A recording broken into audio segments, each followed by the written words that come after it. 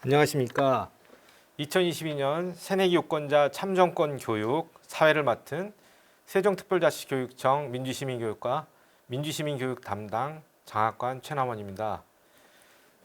오미크론 변이가 확산되는데도 불구하고 지금 학교에서 그리고 가정에서 시청해 주시는 새내기 유권자 학생 여러분, 그리고 지도교사 선생님들 반갑습니다. 저희 오늘 유권자 참정권 교육도 방역 수칙을 준수하는 과정에서 촬영되고 있다는 점 말씀드립니다.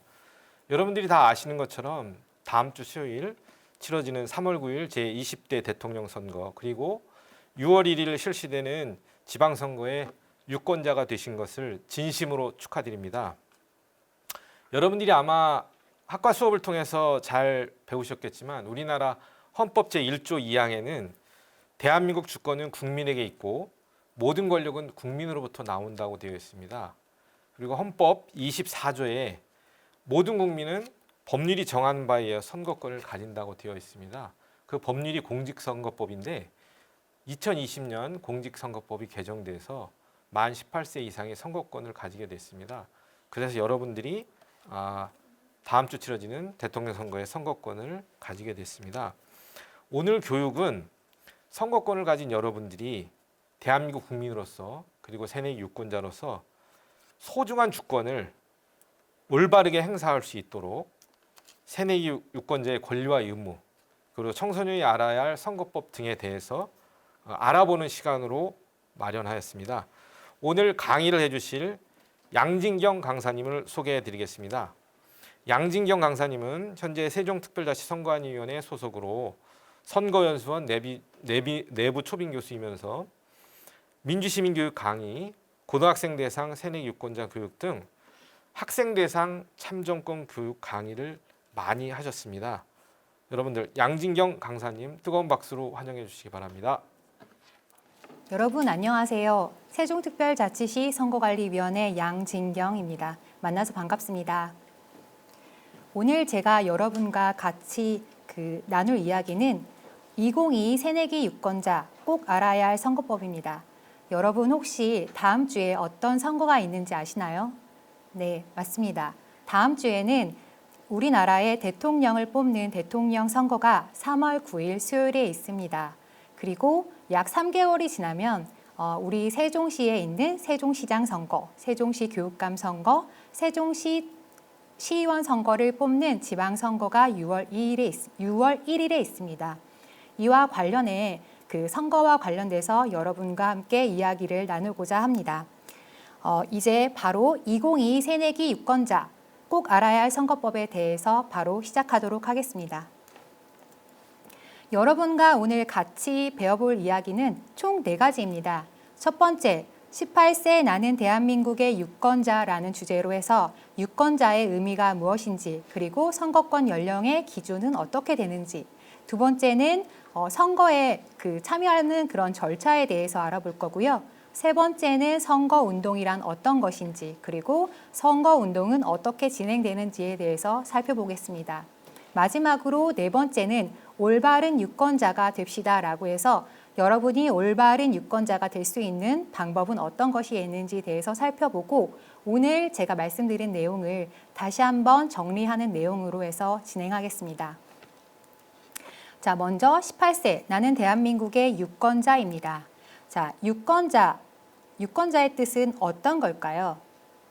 네, 유권자란 선거에 참여할 수 있는 법적 권리를 가진 사람을 말합니다. 그러면 우리가 유권자가 되려면 과연 몇 살이 돼야 유권자가 될 수 있는 걸까요? 네, 유권자는 예전과 달리 법이 연령을 하향을 해서 원래는 만 19세였는데 현재는 만 18세로 선거 연령이 바뀌었습니다. 그리고 선거를 하는 기준은 선거일을 기준으로 해서 선거권을 갖게 됩니다. 그러면 이번 대통령 선거에서는 과연 언제 태어난 친구들까지 선거를 할 수 있는지에 대해서 한번 자세히 살펴보겠습니다. 자, 대통령 선거가 아까 제가 며칠이라고 말씀드렸죠? 네, 대통령 선거는 이번 3월 9일이 바로 대통령 선거입니다. 그러면 이번 대통령 선거인 3월 9일에 선거권을 가지려면 2004년 3월 10일 이전에 태어나야지 선거를 할 수 있습니다. 즉 다시 말씀드리면 2004년 1월 1일부터 2004년 3월 10일까지 생일인 친구는 이번 대통령 선거에서 투표를 할 수 있습니다. 그리고 아까 제가 올해는 지방선거가 있다고 말씀드렸는데요. 올해 지방선거는 4월 1일에, 죄송합니다. 이번 지방선거는 6월 1일에 있습니다. 이 지방선거에 투표를 하려면 2004년 1월 1일부터 6월 2일까지 태어난 친구들은 모두 지방선거를 할 수 있습니다. 이렇게 여러분과 함께 그 선거권을 가진 사람은 누구인지에 대해서 봤고 선거를 할 수 있는 연령에 대해서 살펴봤습니다. 그럼 이제 여러분들이 투표를 어떻게 하는지에 대해서 한번 알아보겠습니다. 아까 제가 대통령 선거는 3월 9일이라고 말씀드렸습니다. 그리고 오른편에는 이번에 여러분이 투표를 하시게 되면 그 실제 투표장에서 받으실 투표용지의 모형입니다. 자, 투표용지 모형에 대해서 일단 제가 설명을 드리겠습니다. 상단에 보면 대통령 선거라고 해서 선거명이 기재가 되어 있고요. 하단에 보면 자, 기호가 써 있고 정당명이 써 있고 후보자 명칭이 써 있고 이렇게 기표할 수 있는 란이 써 있습니다. 보시면 이번에 대통령 선거는 모두 몇 명이 나왔을까요?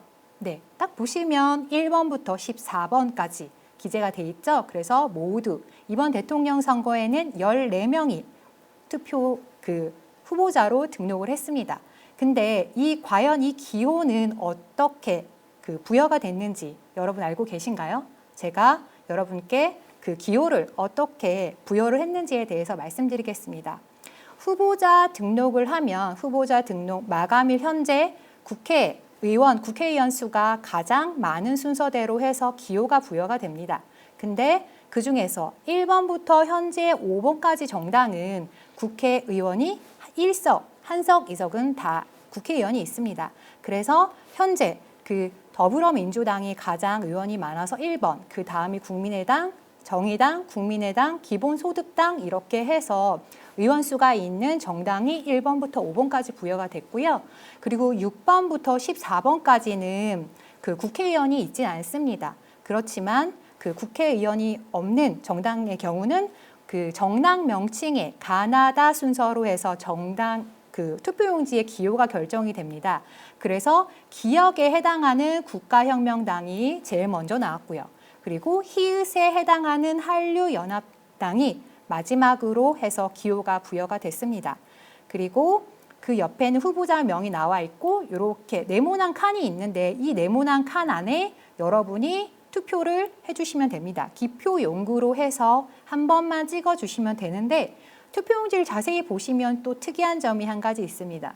이렇게 사이가 띄어져 있습니다. 예전에는 이 투표용지 사이에 틈이 없었는데요. 이 틈을 둔 거는 유권자가 어느 후보자를 선택했는지를 보다 정확하게 알기 위해서 이렇게 틈을 뒀습니다. 자, 다음은 지방선거에 대해서 투표용지에 대해서 한번 알아보겠습니다. 아까 말씀드렸다시피 이번 지방선거는 6월 1일에 실시가 됩니다. 세종시에 주소를 두고 있는 여러분은 이번에 지방선거 땐 총 4장의 투표용지를 받게 될 겁니다. 보시면 교육감 선거, 시장 선거, 지역구 시의원, 비례대표 시의원 이렇게 투표용지를 받는데요. 여러분 이 4가지 투표용지 중에서 유독 좀 차이가 있는 투표용지 한 장이 있습니다. 어느 투표용지일까요? 잠시 한번 봐주시기 바랍니다. 네, 잘 보셨나요? 네, 보시면 왼쪽에 있는 이 교육감 선거의 투표용지가 다른 투표용지와 다릅니다. 어떤 게 다르냐? 자, 교육감 선거는 투표용지가 지금 가로의 모양으로 되어 있고요. 다른 시장, 시의원 선거는 모두 다 세로형으로 되어 있습니다. 그리고 교육감 선거의 투표용지가 또 다른 점이 한 가지가 있는데 그게 바로 기호가 없다는 점입니다. 시장이나 지역구 선거에서는 이렇게 1번, 2번, 3번, 4번, 5번이라는 번호가 있는데 교육감 선거에서만 유독 번호가 없습니다. 여기 잘 안 보이시겠지만 이 왼편에 보시면 교육감 선거 후보자는 정당이 추천하지 않습니다라는 문구가 써 있습니다. 예전에는 교육감 선거에 기호를 부여했을 땐 1번으로 나온 교육감 후보자가 정당 기호를 받은 1번 후보자라고 동일하게 생각하고 투표하는 유권자들이 많았습니다. 그러다 보니까 교육감 선거는 정당과 무관한데 그 정당의 기호와 연관돼서 투표하시는 유권자들이 많아서 이를 방지하기 위해서 교육감 선거에서는 기호가 없고요. 그리고 지금 모형도 가로형으로 되어 있습니다. 이렇게 여러분은 지방선거 때 4장의 투표용지를 받는데 한 가지 또 잘 보셔야 될 게 지역구 시의원이랑 비례대표 시의원이 있습니다. 지역구 시의원은 그 특정 지역을 기반으로 한 시의원을 뽑는 겁니다. 그래서 저 같은 경우는 제가 그 소담동에 살고 있거든요. 그러면 소담동을 구역으로 하는 시의원을 지역구 시의원이라고 하고 비례대표 시의원은 정당을 보고 찍는 게 시의원입니다. 그래서 보시면 아시겠지만 지역구 시의원은 이렇게 기호가 있고 정당명이 있고 후보자명이 있습니다. 그렇지만 비례대표 시의원은 이렇게 기호와 정당만 표현이 되어 있습니다. 그리고 여기 보시면 조금 다른 게 왜 투표용지가 이렇게 알록달록하지? 라고 생각할 수 있는데요. 법으로 이렇게 투표용지의 색깔이 정해져 있습니다. 그래서 교육감 선거는 이렇게 연두빛 색깔이고요. 시장 선거는 흰색, 지역구 시의원은 연분홍, 비례대표 시의원은 하늘색입니다. 이렇게 투표용지를 4장을 이번 지방선거에 받게 될 겁니다. 자, 그러면 이 투표용지를 보시고 잘 찍어야지 내 표가 무효가 되지 않겠죠? 그래서 여러분께 제가 이렇게 투표용지를 3장을 보여드렸는데 이 중에 유효인 투표용지는 어느 걸까요? 한번 봐주시기 바랍니다.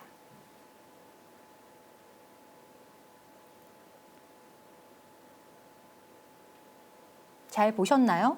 어느 게 유효인 것 같으세요? 네, 아마 보시면 첫 번째 아니면 두 번째가 유효가 아닐까라고 생각을 하시겠는데, 네, 이 세 투표용지가 모두 무효입니다. 그 이유는 자, 첫 번째 투표지 보시겠습니다. 투표지 보시면 이렇게 후보자란에 옳게 잘 찍혀 있어요. 그러면 당연히 유효일 것 같은데 이 밑에 물론 공명선거를 바라는 마음은 크겠지만 이렇게 투표지에 이렇게 문자를 기입하거나 아니면 뭐 별표라든가 이런 표를 하게 되면 그 표는 무효가 됩니다. 두 번째는 왜 무효일까요? 네, 아까 말씀드렸다시피 일단은 글자가 써 있습니다. 이름이 박안장이라고 쓰여 있는데 여러분 그 선거의 4대 원칙 아시죠? 네, 그 비밀 투표를 해야 되는데 본인 이름을 썼네요. 이런 경우는 네, 무효가 됩니다. 그리고 세 번째 투표용지 보시면 네, 이 후보자가 싫어도 이렇게 싫어요, 싫음 이렇게 쓰면 이건 당연히 무효겠죠. 네, 투표용지 모양 보셨고 다음 마지막으로 투표용지 한 번 더 보시겠습니다. 앞전과 달리 이 투표지에는 유효가 한 장이 있습니다. 어느 게 유효일까요? 찾으셨나요? 네, 바로 첫 번째 투표용지가 유효입니다. 보시면 이렇게 표시를 했는데 이게 잘 안 찍혔죠. 저희 선거관리위원회 그 기표용구, 정식 기표용구에 보면 이렇게 투표용지 도장 안에 전복자라는 한자가 이렇게 표시가 되어 있습니다. 이 표시가 되어 있어야 되는데 날인을 찍다가 반만 찍힌 거예요. 유효한 투표지가 되려면 그 선관위에서 제공한 그 기표 용구를 써서 투표를 해야지 그게 유효로 인정됩니다. 그래서 이거는 저희 정규 투표 용구로 썼기 때문에 유효로 인정이 됐습니다. 참고로 다른 거 말씀드리면 아마 여러분이 투표소에 가시면 그 기표소라고 해서 투표할 수 있는 그런 공간이 있습니다. 그 공간에 가면 이렇게 기다랗게 생긴 아마 기표 용구가 있을 거예요. 아마 근데 대부분 도장을 보면 왜 인주가 없지? 이렇게 생각하실 수도 있거든요. 근데 여러분 그 도장 안에는 인주가 내장이 되어 있습니다. 그래서 그냥 바로 찍기만 하시면 돼요. 그렇지만 아까 말씀드렸다시피 그 한 후보자에게 한 번만 찍으셔야 됩니다. 자, 그럼 두 번째 투표는 왜 무효일까요? 네, 보시면 이렇게 최한양이라는 후보랑 김이박이라는 후보자 사이에 도장을 찍었습니다. 이렇게 두 후보자 사이에 날인이 된 거는 무효입니다. 자, 세 번째 투표용지는 왜 무효일까요? 네, 답이 위에 써 있죠. 정규 기표 용구가 아닌 용구로 표를 한 것. 즉, 아까 선관위에 돼 있는 게 아니라 본인이 직접 가져간 뭐 볼펜이라든가 그걸로 해서 동그라미 표시를 하게 되면 무효가 됩니다. 물론 거소 투표라고 해서 몸이 불편하신 분들한테 보내주는 투표용지가 있는데 그 투표용지는 집에서 하는 거기 때문에 볼펜으로 표시하셔도 되지만 여러분이 투표소에 직접 가셔서 하시는 투표용지에는 저희 선관위에서 제공한 그 용구로만 하셔야 됩니다. 자, 다음은 투표 전에 여러분이 확인할 것에 대해서 말씀드리겠습니다. 일단 투표 날짜랑 시간을 확인하셔야겠죠? 자, 아까 대통령 선거 언제였죠? 네, 맞습니다. 3월 9일입니다. 3월 9일 날 투표소 위치를 확인하는데 투표소 위치는 어떻게 확인하느냐? 여러분 집에 아마 선거 공보, 투표 안내문이란 책자가 왔을 겁니다. 그 책자에 보시면 여러분이 투표할 수 있는 위치가 기재가 되어 있고요. 제가 보기에는 우리 친구들은 스마트폰에 더 익숙하기 때문에 스마트폰에 중앙선거관리위원회 내 투표소 찾기를 검색을 하시면 내가 투표하는 곳의 위치를 한 번에 찾을 수 있습니다. 그리고 투표할 수 있는 시간을 확인하셔야 되는데 투표는 오전 6시부터 오후 6시까지 가능합니다. 네, 이번 코로나로 인해서 시간 변동이 있는데 그거는 제가 사전투표 때 다시 설명드리겠습니다. 자, 투표하기 전에 꼭 챙겨야 될 것 딱 한 가지 있습니다. 바로 신분증을 챙기셔야 되는데요. 네, 주민등록증을 발급받은 친구들은 주민등록증을 갖고 가도 되고 학교에서 발급해준 학생증 또는 여권을 가져가셔도 됩니다. 근데 스마트폰에다가 본인 신분증을 찍어서 그거를 보여주는 거는 유효한 걸로 인정이 되지 않습니다. 그래서 꼭 가시기 전에는 신분증을 꼭 가지고 가셔야 됩니다. 자, 그러면 앞으로 여러분들이 투표를 할 때 투표는 어떻게 진행되는지에 대해서 살펴보겠습니다. 여러분들이 투표소에 갔어요. 그러면 당연히 이렇게 줄을 서겠죠. 네, 줄을 서서 지금 이제 코로나가 있기 때문에 아마 손 소독하시고 발열 체크하실 거예요. 그런 다음에 순서에 맞게끔 가면 여기 앉아 계신 투표 사무원들한테 여러분이 가지고 계신 신분증을 보여주시면 됩니다. 신분증을 보여주면 선거인 명부라고 해서 여러분이 선거권을 갖고 있다면 그 명부에 등재되어 있는 걸 확인하고 이분들이 여러분에게 투표용지를 이렇게 주실 거예요. 그러면 이 투표용지를 받아가지고 여기가 바로 기표대입니다. 이 기표대에 가서 투표하시면 돼요. 아까 말씀드렸다시피 한 후보자나 정당에 한 번만 그 기표란에다가 꾹 눌러서 투표해 주시면 되고요. 다 하시면 그 투표용지를 다른 사람이 볼 수 없게 반으로 접어서 이렇게 투표함에 넣으시고 쭉 나오시면 됩니다. 어렵지 않죠? 네, 이렇게 투표하시면 되고요. 자, 지금 올해 처음 투표하는 친구들이기 때문에 내 생애 첫 투표잖아요. 그래서 아마 여러분들이 투표 인증샷을 남기고 싶어하는 친구들이 많을 것 같습니다. 지금 현재 보면 이 친구 같은 경우에 손등에 이렇게 기표용구로 표기를 했네요. 예전에는 이게 그 투표 인증이라고 해서 유행을 했었는데요. 지금은 이게 방역법에 위반될 수 있습니다. 따라서 손등에 찍는 것보다는 그 투표소에서 투표를 하게 되면 그 투표 관리관에게 저 이제 투표했는데 투표 확인증 좀 끊어주세요 라고 말씀을 하시면 투표한 내역을 적혀 있는 이 투표 확인서를 줄 겁니다. 그 투표 확인서에 내가 투표했던 기록이 있으니까 그 기록을 가지고 이렇게 사진을 찍으시는 것도 좋을 것 같고요. 아니면 투표소 들어가는 입구에서도 나 투표 찍었다라고 해서 인증하는 친구도 많습니다. 그렇게 투표하시는 게 좋을 것 같습니다. 네, 다음으로는 이제 사전투표에 대해서 설명드릴게요. 사전투표는 말 그대로 투표일 전에 미리 투표하는 거를 우리는 사전투표라고 합니다. 오늘이 바로 사전투표를 하는 첫날입니다. 3월 4일부터 3월 5일까지 투표를 할 수 있는데요. 매일 오전 6시부터 오후 6시까지 할 수 있습니다. 혹시 그 코로나 확진으로 해서 집에 있는 친구들이 있을 수도 있는데 그럴 경우엔 사전투표 기간에는 내일 토요일 날 오후 5시부터 오후 6시 사이에 투표를 할 수 있고요. 그리고 선거일에는 혹시 선거일 투표는 오전 6시부터 오후 6시까지만 혹시 코로나로 확진되거나 격리된 그 친구들은 오후 6시부터 오후 7시 반까지 투표를 할 수 있습니다. 자, 사전투표에 대해 조금 더 설명드릴게요. 사전투표는 미리 하는 투표라고 했는데 이 투표에 좋은 점이 한 가지가 있습니다. 꼭 그 주민등록상에 그 정해져 있는 투표소에서 꼭 투표하실 필요는 없고요. 여러분이 현재 있는 곳에서 가장 가까운 사전투표소에서 투표를 하시면 됩니다. 예를 들어서 제가 3월 5일 토요일, 오늘처럼 봄날처럼 따뜻한 날 제가 제주도를 만약 갔어요.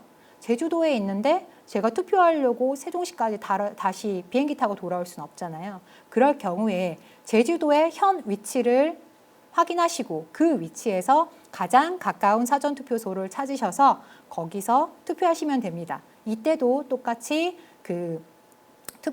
이때도 신분증을 꼭 가지고 가셔야 됩니다.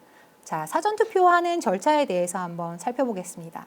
자, 사전투표장에 가면 일반 선거일의 투표와 달리 관내 선거인이 있고요. 관외 선거인이 있습니다. 차이는 관내 선거인은 세종시에 주소를 두고 세종시에서 투표하는 선거인은 관내 선거인이라고 합니다. 그래서 여러분이 선거일에 주민등록상 되어 있는 투표소에 가서 투표하실 때는 이렇게 투표용지를 받아서 기표소에서 투표하시고 투표함에 넣으시면 투표가 끝나요. 근데 아까처럼 제주도에 갔을 때 투표하는 경우라고 하면 조금 다릅니다. 어떤 게 다르냐? 여러분이 제주도에서 투표하셨잖아요. 그러면 여러분의 그 투표지가 세종시로 다시 돌아와야지 세종시 선거관리위원회에서 여러분이 투표하신 그 투표지를 개표를 할 수 있습니다. 따라서 요 투표용지 말고 이렇게 봉투를 하나 줄 거예요. 이 봉투에 여러분이 투표하신 투표지를 넣으면 이게 바로 이제 우편을 통해서 저희 선거관리위원회에 오게 됩니다. 그러면 이걸 가지고 저희가 개표를 하게 되거든요. 그래서 관외 선거인은 세종시 내에 있는 분이 다른 지역에 가서 투표할 때 받는 관외 선거인이고 이때는 봉투를 하나 더 받는구나 라고 생각하시면 될 것 같습니다. 자, 다음은 이제 선거운동이란 어떤 거고 선거운동에서 여러분이 할 수 있는 것과 할 수 없는 것이 어떤 것이 있는지에 대해서 한번 살펴보겠습니다. 네, 선거운동 개념을 보면 저희 이제 공직선거법에 보면 당선이 되거나 되게 하거나 되지 못하게 하기 위한 행위라고 되어 있습니다. 말이 어렵죠? 조금 더 쉽게 표현을 하면 내가 당선을 되게 하기 위해서 하는 행위를 말하거나 아니면 다른 사람이 당선되게끔 도와주거나 아니면 나 저 사람 정말 싫어 꼭 떨어뜨릴 거야 라고 해서 다른 사람을 낙선시키기 위해서 하는 행위, 이 모두를 선거운동이라고 합니다. 그러면 자, 친구들이 선거운동을 할 수 있는지에 대해서 한번 살펴보겠습니다. 자, 생일이 2004년 3월 7일이 만약 제 생일이에요. 그러면 제가 선거권을 가졌을까요? 네, 맞습니다. 아까 3월 10일까지 태어난 친구들은 선거권이 있다고 했으니까 일단 선거권은 있어요. 근데 3월 7일인 생일인 제가 3월 1일 날에 운동을 할 수 있을까요? 네, 아까 선거권과는 다릅니다. 선거운동을 하는 그 시점에 만 18세여야 됩니다. 근데 3월 1일 시점에는 아직 제가 만 18세가 되지 않았기 때문에 투표를 할 수 없습니다. 네, 아까 선거권과 그리고 그 선거운동은 하는 날짜가 다르기 때문에 꼭 알고 계셔야 합니다. 자, 그러면 선거운동을 할 수 있는 사람과 없는 사람은 누구인지 한번 보겠습니다. 자, 선거운동을 할 수 있는 사람은 네, 다른 제한이 없다라고 하면 만 18세 이상이면 선거운동을 할 수 있습니다. 그리고 만 18세 미만, 선거운동을 하는 시점에 만 18세 미만이면 선거운동을 할 수가 없어요. 또 여러분 바로 옆에 계시는 선생님, 교사는 선거운동을 할 수 없고요. 저처럼 공무원도 선거운동을 할 수 없습니다. 자, 그러면 선거운동을 어떤 걸 할 수 있는지에 대해서 한번 보겠습니다. 법이 개정이 돼서 지금 말로 하는 선거운동은 선거일을 제외하면 언제든지 할 수 있습니다. 즉 3월 9일 대통령 선거를 빼면 말로 선거운동 할 수 있고요. 말의 하나인 전화를 통해서도 선거운동을 할 수 있습니다. 제가 보기엔 여러분들이 가장 많이 하는 선거운동은 아마 이와 같은 SNS를 하거나 아니면 문자, 카카오톡을 보내는 선거운동을 가장 많이 할 것 같습니다. 근데 여기 보시면 문자에만 제가 이렇게 손을 들었어요. 그 이유는 문자는 좀 조심해야 하기 때문에 이런 표시를 했습니다. 그 이유는 여러분이 만약에 그 문자를 보낼 때 총 한 번에 20건을 이상을 보낸다라고 하면 이게 법에 위반이 됩니다. 20건을 보내거나 아니면 앱을 깔거나 뭐 문자나라 같은 대량 문자를 보낼 수 있는 시스템을 이용해서 보내는 건 안 됩니다. 법상 이런 대량으로 문자를 보낼 수 있는 사람은 법상 예비 후보자와 후보자만 가능합니다. 그렇기 때문에 여러분들이 만약에 그 선거운동을 하는 시점에 선거운동을 할 수 있다라고 하면 그 프로그램을 이용하지 않고 20건 아래로, 그러니까 19건 이렇게 아래로만 20건 이상으로만 그 문자를 발송하시는 건 문제가 될 수 있기 때문에 그 점은 유의하시면 좋겠습니다. 자, 그럼 불법 선거운동에 대해서 한번 알아보겠습니다. 일단 후보자를 악의적으로 비판하는 거 안 되고요. 그다음에 악성 댓글 다는 거 안 됩니다. 그리고 성별을 비하 모욕하는 글은 안 되고요. 제가 보기엔 여러분들이 가장 조심하셔야 될 건 이 오른쪽에 있는 부분입니다. 특히 이 왼편에 보시면 요 첫 번째에 보여 있는 교실을 돌면서 선거운동하는 건 더 조심하셔야 될 것 같아요. 예를 들어서 우리 아빠가 만약에 세종시장 선거에 나왔어요. 그럼 제가 아빠를 도와서 꼭 당선시키고 싶겠죠. 그래서 제가 그 선거운동하는 시점에 만 18세고 하니까 제가 이제 선거운동을 합니다. 첫 번째 교실 가서 야, 우리 아빠가 이번에 선거에 나왔으니까 우리 아빠 좀 뽑아줘. 자, 2반에 가서 야, 알지? 우리 아빠 선거 나왔다. 좀 뽑아줘. 자, 세 번째 반에 가서도 야, 우리 아빠 선거 나왔으니까 꼭 뽑아줘. 이렇게 얘기를 합니다. 네, 이렇게 하는 거는 법에서 허용하지 않습니다. 그 이유는 법에 보면 호별 방문이라는 그 법이 있는데 그 집집마다 방문해서 그 선거운동을 하는 거를 막는 겁니다. 그거는 평온한 개인의 삶을 보장하기 위해서 법에서 정해진 건데요.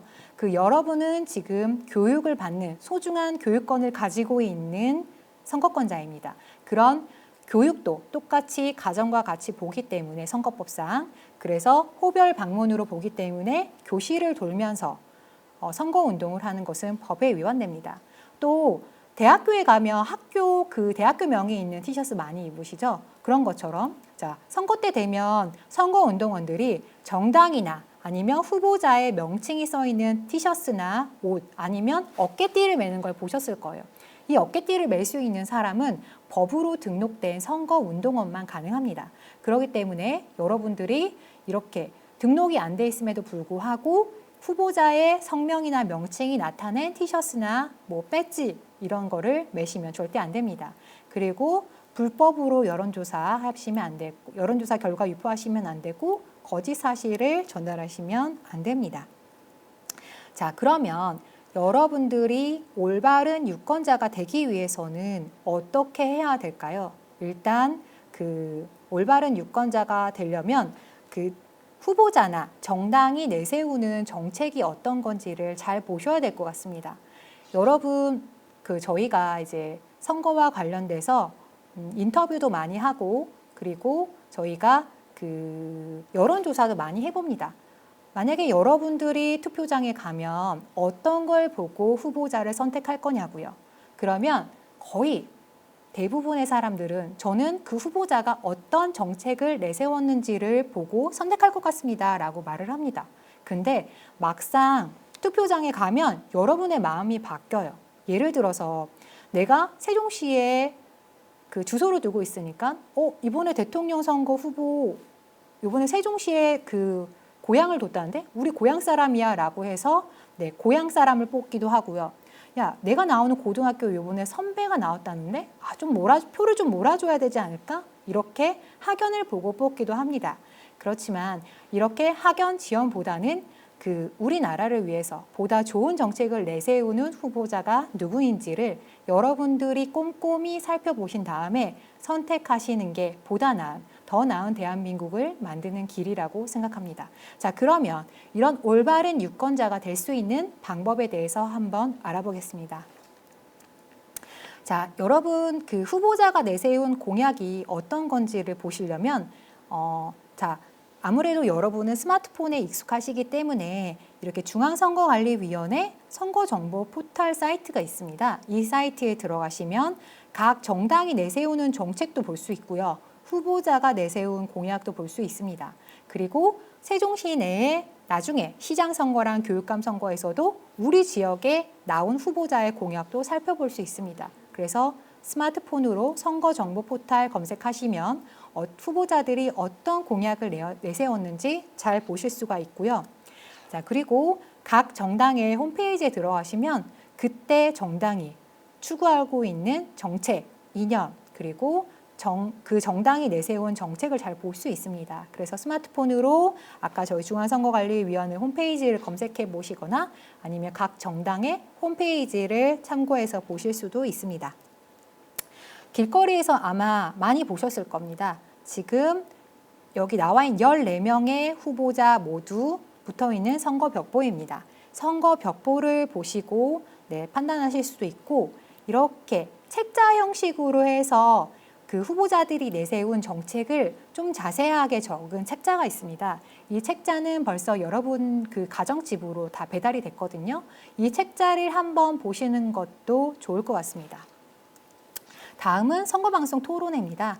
네, 선거방송 토론회가 끝났는데요. 선거방송 토론회가 좋은 건 각 후보자들이 내세운 그런 정책과 후보자들의 생각을 바로 비교해서 확인할 수 있기 때문에 선거방송 토론회가 효과적일 거라고 생각합니다. 그래서 조금 있으면 또 세종시장 교육감 선거에서도 이렇게 토론회를 진행할 거니까 관심 있게 봐주셨으면 좋겠습니다.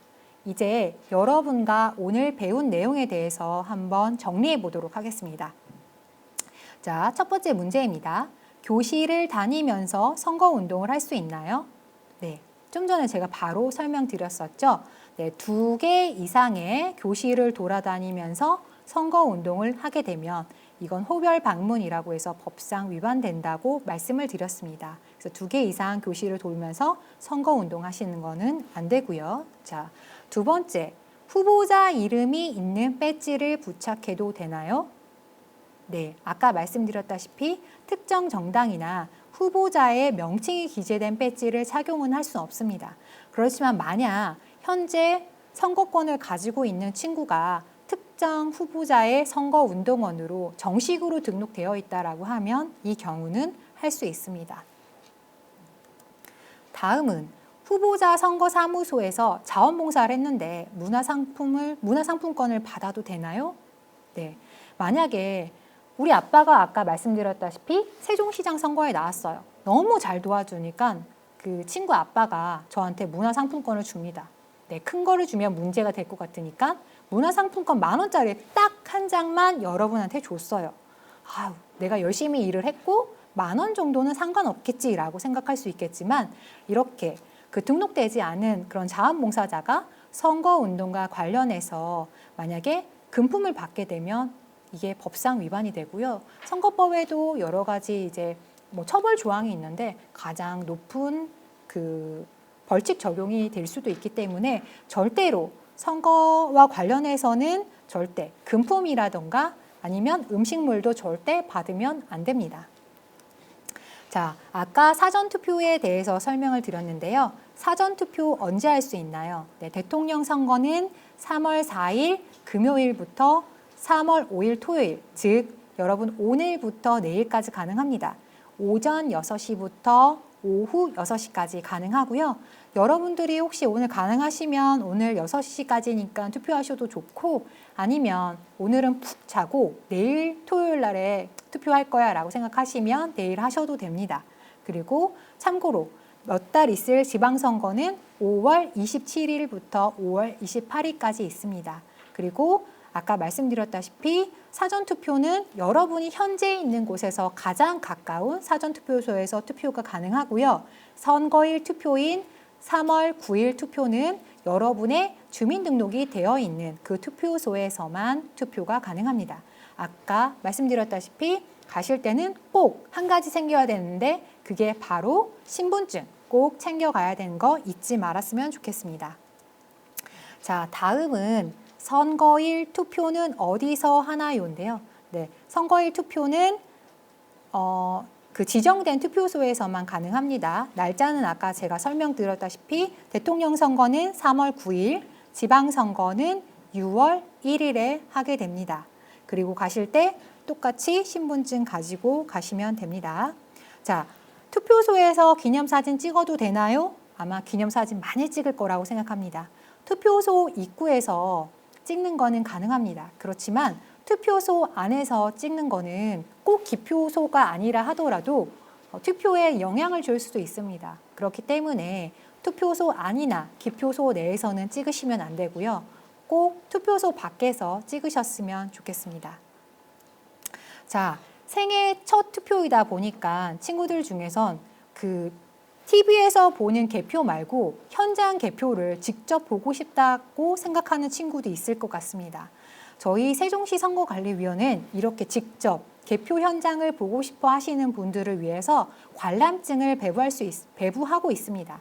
지금은 아직 아닌데 그 관람증을 받고 싶은 분은 저희 선거관리위원회 그 번호 검색하면 나오시거든요. 네, 865-1390으로 전화를 주시면 저희 선관위에서 전화로는 안 되고 직접 오셔서 그 관람증을 수령을 하셔야 됩니다. 그래서 관람증을 받아서 지정된 곳에서 그 개표를 보실 수가 있고요. 참고로 이번에 그 대통령 선거의 개표소는 정부 세종정사체육관 다목적 홀입니다. 그래서 여기에 오시면 여러분들이 직접 개표하는 현장을 보실 수 있습니다.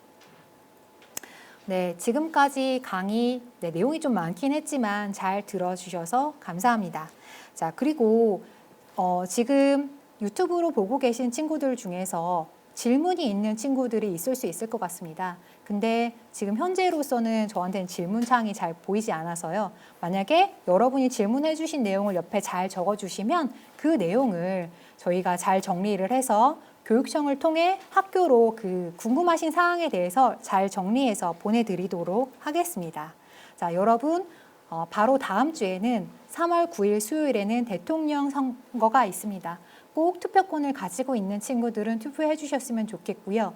약 3개월 후에 있을 6월 1일에 있는 세종시장, 교육감, 시의원 선거에서도 꼭 투표해 주셨으면 좋겠습니다. 감사합니다. 네, 여러분 오늘 새내기 유권자 참정권 교육 잘 들으셨습니까? 여러분들이 아마 궁금한 것도 많고 선거에 대해서 질문할 것도 많이 있을 것 같아요.